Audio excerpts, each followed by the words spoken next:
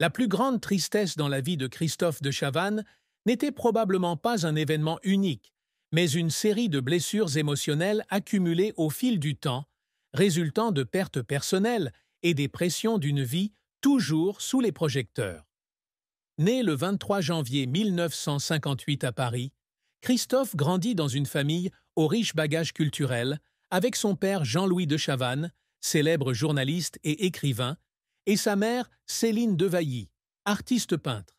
Cependant, derrière l'apparence d'une famille d'artistes se cachent des histoires tristes qu'ils partagent rarement publiquement. L'une des douleurs les plus profondes a peut-être été la séparation émotionnelle d'avec sa famille lorsqu'il était jeune. À l'âge de 24 ans, Christophe a quitté le chemin de l'immobilier que son père attendait de lui pour poursuivre sa passion dans le secteur des médias. Une décision qui l'a laissé confronté à l'isolement et aux attentes non satisfaites de sa famille. Cette séparation n'était pas seulement géographique, mais aussi spirituelle, alors qu'il luttait pour trouver sa place dans un monde dur. De plus, Christophe a vécu des pertes personnelles dont il parle rarement en public. L'une des plus grandes tristesses peut être la mort d'êtres chers, comme ses parents, qui ont laissé en lui un vide qui ne pouvait être comblé. Bien qu'il n'y ait pas d'informations précises sur la date ou les circonstances, pour une personne sensible et émotive comme Christophe, le décès de ses proches a dû être un grand choc. Il a déclaré un jour dans une interview que sa vie avait connu des moments très déprimants, où il se réveillait en larmes sans raison. Ces larmes peuvent être le résultat d'une tristesse accumulée, de la pression au travail, de la solitude au début d'une carrière, à la douleur liée aux relations personnelles. Cette tristesse n'est pas quelque chose qu'il montre, mais une partie profonde de son âme, cachée derrière un sourire éclatant et un style d'animation énergique que le public adore. La carrière de Christophe de Chavannes a été un long parcours semé d'embûches, au cours duquel il a atteint de grands sommets, mais a également sombré à de nombreuses reprises dans les profondeurs de l'échec. Il a commencé sa carrière non pas à la télévision, mais dans l'immobilier, travaillant avec son père à la rénovation d'appartements à Paris.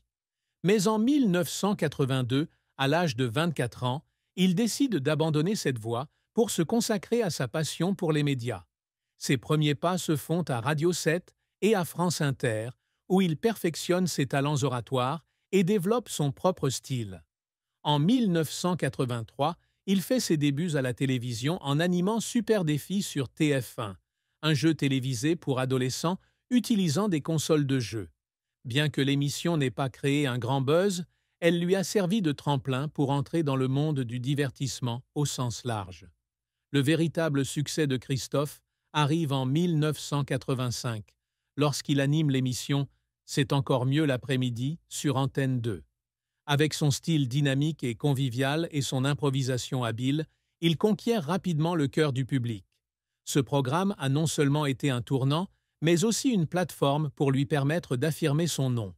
En 1987, lorsqu'il rejoint TF1, la chaîne de télévision récemment privatisée, Christophe devient l'un des visages les plus marquants de France avec Ciel, Mon Mardi, un talk-show de fin de soirée au style audacieux, où les invités se disputent souvent avec véhémence.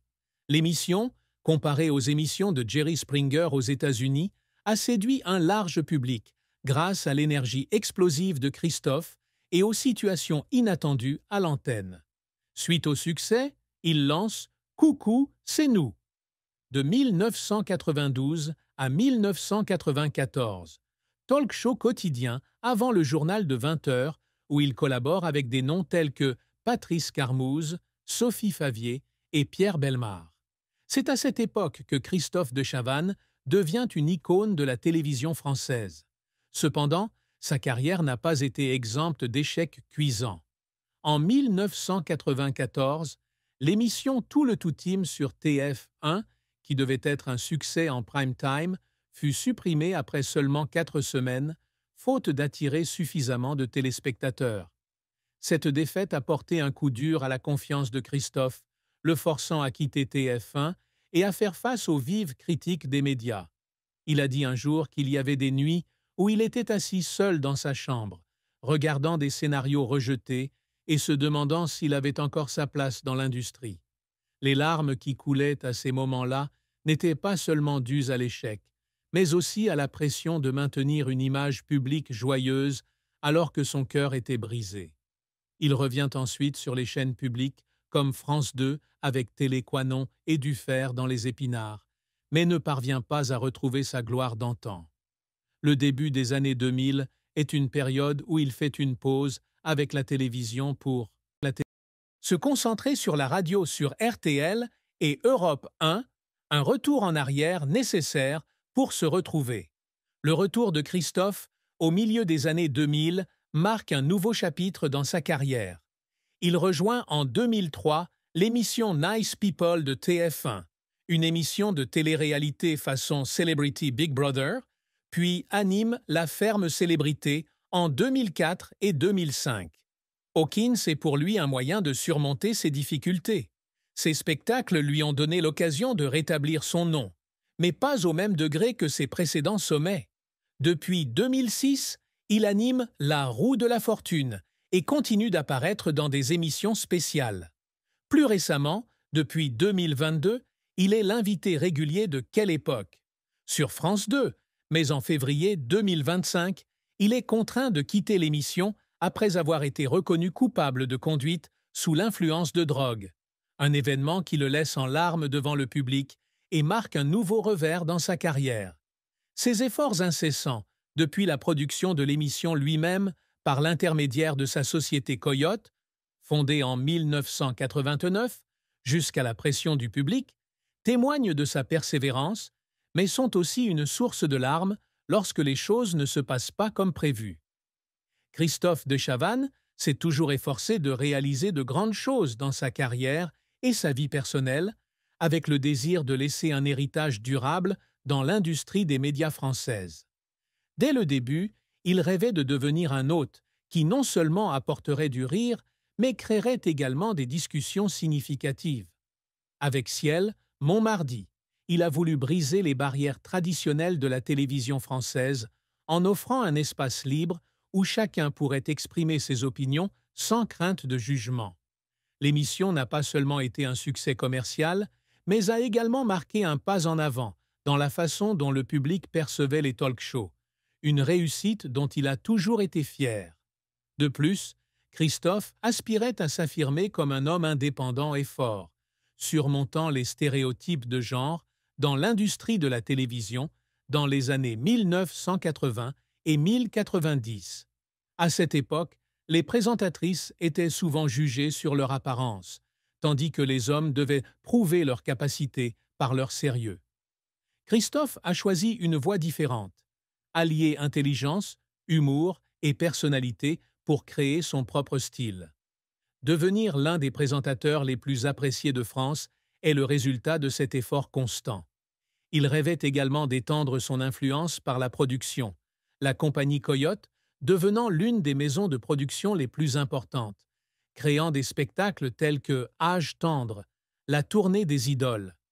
Même si tous ces projets n'ont pas été couronnés de succès, Christophe a persisté dans son objectif de laisser sa marque non seulement sur le public, mais aussi sur les futures générations d'artistes. L'amour et le mariage de Christophe de Chavannes est une histoire complexe où joie et tristesse s'entremêlent constamment. Il a 3 enfants, Pauline, née en 1987, Paul-Henri, né en 1990, et Ninon, né en 1998, issus de 3 relations différentes, mais sa vie amoureuse n'a pas été de tout repos. Pauline est son enfant, avec la productrice Marie Geneste, Paul-Henri, avec une femme prénommée Isabelle, et Ninon, avec l'actrice Manon Saïdani. Bien qu'il n'ait épousé aucune d'entre elles, Christophe a eu 2 mariages de courte durée, avec l'ancien mannequin Stéphanie Long en 2004, qui a pris fin après 18 mois, et avec Sophie Lapointe en 2010, qui a pris fin après 13 mois.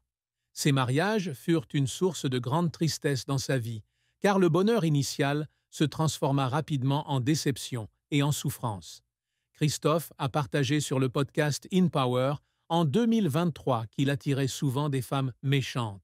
ce qu'il se reprochait d'avoir ignoré les signes avant-coureurs. Il a décrit le sentiment d'être marié comme follement heureux. Mais la rupture qui a suivi a été extrêmement douloureuse, surtout lorsqu'il y avait des enfants au milieu qui étaient utilisés comme otages dans les conflits. Sa tristesse amoureuse ne venait pas seulement de mariages ratés, mais aussi de la solitude d'avoir à élever seul ses enfants pendant de nombreuses étapes. Néanmoins, son amour pour Pauline, Paul-Henri et Ninon était indéniable. Il a dit un jour que ses enfants étaient la lumière de sa vie et que sa relation étroite avec eux, en particulier avec Ninon, était son plus grand réconfort au milieu des tempêtes émotionnelles. La fortune de Christophe de Chavannes, bien que pas exactement publique, peut être imaginée comme un témoignage de sa carrière réussie et de son style de vie. Avec plus de 40 ans dans l'industrie des médias, de la radio à la télévision, en passant par la production, il a certainement amassé une fortune considérable. Imaginez-le propriétaire d'un appartement de luxe dans le 16e arrondissement de Paris, où il est né, avec vue sur la Seine et des Intés